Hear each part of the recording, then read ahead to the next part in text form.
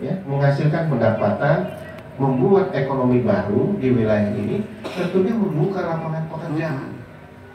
Dan ini bagian dari strategi untuk mengatasi tadi, Pak. Saya sangat yakin lah, orang yang bertindak kejahatan itu pasti motif utamanya karena persoalan ekonomi. Iya, betul. Jadi ini menjawab berapa hal sekaligus.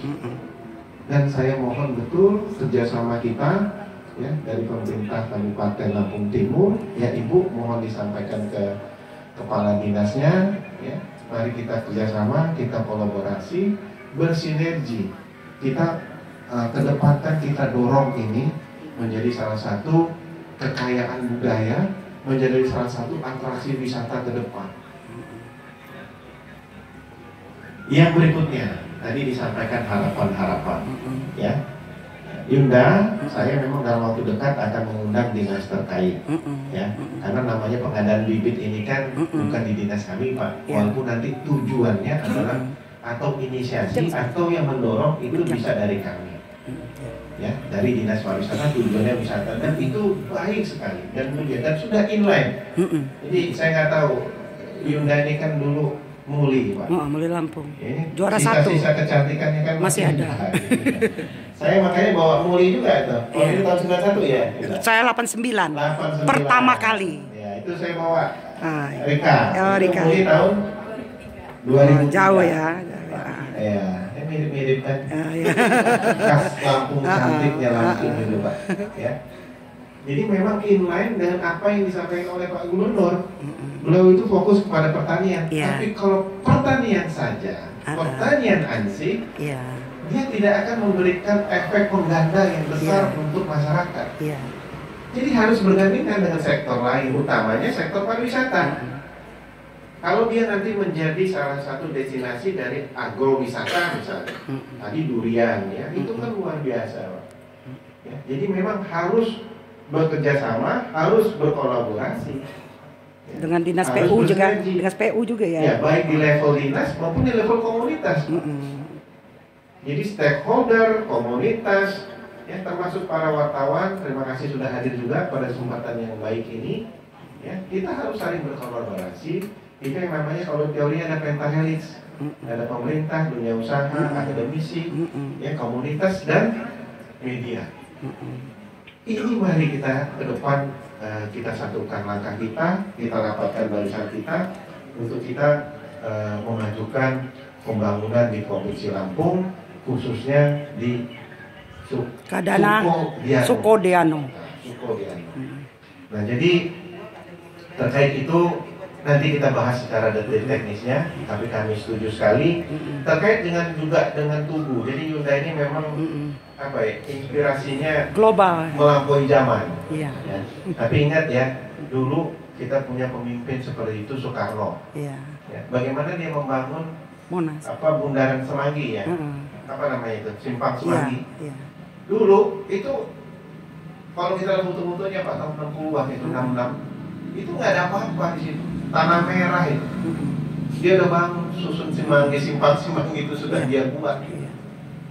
Coba lihat sekarang, Pak, kan luar biasa, jalannya lebar, ya kan? Dan dia sudah bisa memikirkan, membayangkan puluhan bahkan ratusan tahun ke depan. Itu pemimpin-pemimpin besar itu biasanya memang menginspirasi. Dia membawa pikiran-pikiran jauh ke depan. Artinya bukan tidak mungkin nanti harapan tadi ada tubuh Al-Quran, ya, apakah dia nanti Al-Quran, ya, sudah ya, tapi dia menjadi salah satu daya tarik magnet bagi daerah sini, Sukodia. Yang terakhir yang ingin saya sampaikan, bahwa perkembangan pariwisata di Provinsi Lampung, Bapak Ibu, kita sudah sedang membangun kawasan pariwisata terintegrasi Bakahuni Harbor City. Kebetulan tempatnya itu di Lampung Selatan, Pak, di Bakauheni. Ya, sekarang pembangunan tahap pertama. Kemarin kita menyusun master plan itu sudah melibatkan konsultan kelas dunia. Itu kantor pusatnya aja ada di Singapura. Jadi nggak mau main-main. Kenapa? Karena sekali lagi kalau kita bicara anggaran itu hanya anggaran pemerintah. Pemerintah ini anggarannya kecil, Pak. Ya, saya kebetulan kuliah di ekonomi, juniornya Yunda Mahkota. Kalau kita bicara PDRB kita 360 triliun lebih, Pak, itu PDRB kita tahun 2021. Ya. Jadi kita ini akumulasi dari kegiatan ekonomi kita seluruh masyarakat itu 360 triliun lebih. Tapi kalau kita bicara anggaran pemerintah, APBD provinsi itu nggak nyampe 8 triliun. Dikumpulkan semua APBD kabupaten kota, 15 kabupaten kota, ditambah anggaran pemerintah dari instansi vertikal, polisi, kejaksaan, agama dan sebagainya, dikumpulin, nilainya nggak lebih dari 60 triliun. Artinya dia hanya 15-16% saja dari total ekonomi yang dikumpulkan oleh masyarakat. Yang ingin saya sampaikan bahwa ini menunjukkan kekuatan ekonomi itu ada di masyarakat, bukan di pemerintah. Nah, oleh karenanya, ke depan dalam mendorong sektor pembangunan pariwisata ini sudah tepat kebijakan Pak Gubernur Arinal itu. Pertama, dia membangun sektor pertanian sebagai basis kita. Perhatikan, Bapak Ibu semua, kalau kita baca dalam perkembangan negara-negara yang sudah lebih dulu maju, yang dibangun memang pertama sektor pertanian. Jadi orang jangan kurang makan dulu, dan kita tidak tergantung pada orang lain. Itu teorinya, itu strateginya. Baru melangkah ke sektor lain, teknologi dan sebagainya. Dan kita juga sudah tepat. Oleh karena pariwisata ke depan, ya, Bapak Ibu, yang akan kita kedepankan adalah membangun sinergi, mendorong kawan-kawan stakeholder, komunitas, kelompok masyarakat, dunia usaha itu ada di depan. Pemerintah, dinas pariwisata itu hanya bertindak sebagai fasilitator. Kita memfasilitasi, membuat jembatan-jembatannya. Seperti tadi inisiasi dari Yunda Mahkota misalnya memberikan bibit durian. Nah, kami bertugas membuat skema konsepnya, membangun jembatan bagaimana ini menjadi destinasi wisata yang mendatangkan turis atau wisatawan.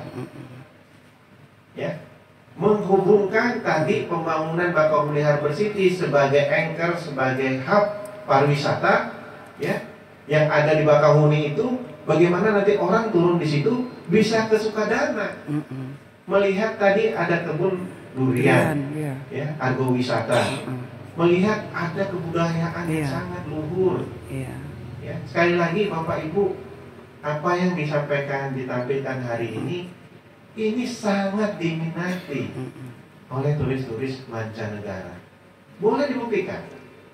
Ya, kalau ini nanti, nah itu tugas kita, ya, mempromosikannya, membangun event dan sebagainya, membuat brosur dengan jaringan kita, dengan jaringan Kementerian Pariwisata, ini kita sebarkan. Kemudian juga dengan kawan-kawan stakeholder, Asita, Astindo dan sebagainya menjual paket, kita buktikan, Pak. Saya berharap nggak lama-lama, mulai tahun ini sudah mulai ada. Tadinya saya juga berkeinginan, saya kemarin ke Presewu, Lubusari, itu saya membawa teman-teman stakeholder. Tadinya saya pengen juga bawa kemari, tapi karena pesan Yunda sementara jajaran dinas, saya hanya bawa ke jajaran dinas. Kenapa saya bawa? Supaya mereka bisa langsung lihat, kemudian mereka buat paket, mereka jual, gitu paket. Sehingga orang datang kemari bisa menghasilkan pendapatan di sini. Itu harapannya.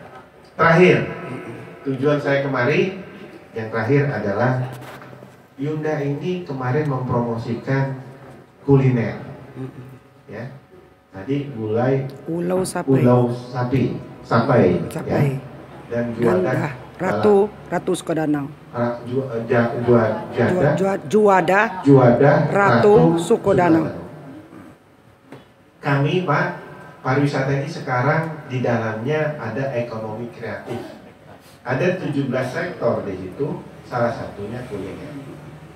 Dan kami tiap tahun itu menyusun buku resep. Ya, ada Bu ya, di bawah ya. Buku resep itu khususnya makanan khas Lampung. Kemarin begitu Yundani datang, saya baca-baca belum ada itu. Nah oleh karenanya tujuan saya kemari itu tadinya mau lihat.